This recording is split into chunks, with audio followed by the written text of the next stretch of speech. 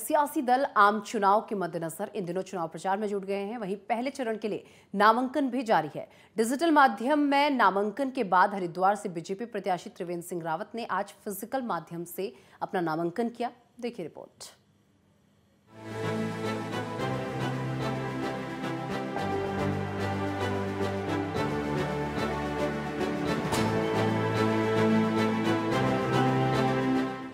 मुख्यमंत्री और हरिद्वार सीट से बीजेपी प्रत्याशी त्रिवेंद्र सिंह रावत इन दिनों प्रचार प्रसार में जुटे हुए हैं। देहरादून में धूमधाम से होली मनाने के बाद त्रिवेंद्र सिंह रावत फिजिकली नामांकन दर्ज कराने के लिए हरिद्वार पहुंचे।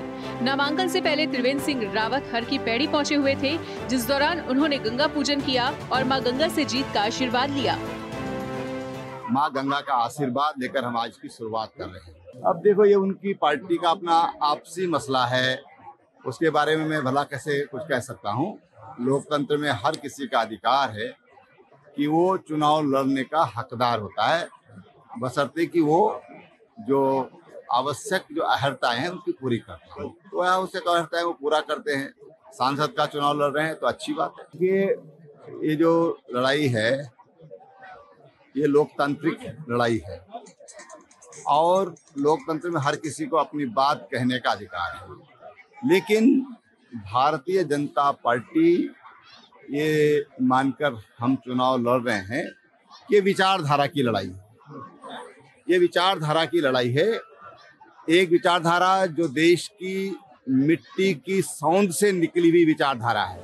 मां गंगा का आशीर्वाद लेने के बाद त्रिवेंद्र सिंह रावत जिला मुख्यालय रोशनाबाद पहुंचे, जहां कलेक्ट्रेट में उन्होंने नामांकन दर्ज कराया और नामांकन के दौरान भारी संख्या में बीजेपी कार्यकर्ता और समर्थक मौजूद रहे।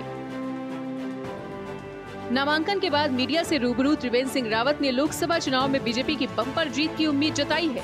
उन्होंने इस बार 400 पार का नारा दोहराया। इसके अलावा उन्होंने हरिद्वार और उत्तराखंड के विकास के प्रति प्रतिबद्धता भी जाहिर की। त्रिवेंद्र सिंह रावत ने विपक्ष पर जमकर निशाना भी साधा। आज फिजिकली भी नॉमिनेशन हो चुका है और अब चुनाव अभियान में लगेंगे। तमाम जो कार्यकर्ता हैं उनकी बैठकें चल रही हैं। देखिए, पहली बात तो ये है कि ये चुनाव बहुत हम खुशनसीब हैं, देश खुशनसीब है कि विकास के मुद्दों पर ये चुनाव हो रहा है। हम जो चाहते थे कि चुनाव विकास के मुद्दों पर होना चाहिए, आज ये चुनाव विकास के मुद्दे पर हो रहा है। दूसरी बात, हम प्रधानमंत्री जी के जो इस 10 वर्ष के काम हैं उनको लेकर जनता के बीच में जाएंगे। तीसरा, हमारा हरिद्वार लोकसभा को लेकर के क्या विजन है, इन सारे विषयों को लेकर हम जनता के बीच जाएंगे। गौरतलब है कि हरिद्वार से त्रिवेंद्र सिंह रावत के खिलाफ कांग्रेस ने हरीश रावत के बेटे वीरेंद्र रावत को मैदान में उतारा है। वहीं धुआंधार चुनाव प्रचार के बीच त्रिवेंद्र सिंह रावत के हौसले बुलंद नजर आ रहे हैं। त्रिवेंद्र सिंह रावत अपनी जीत को लेकर पूरी तरह से आश्वस्त हैं। Desk report, network 10।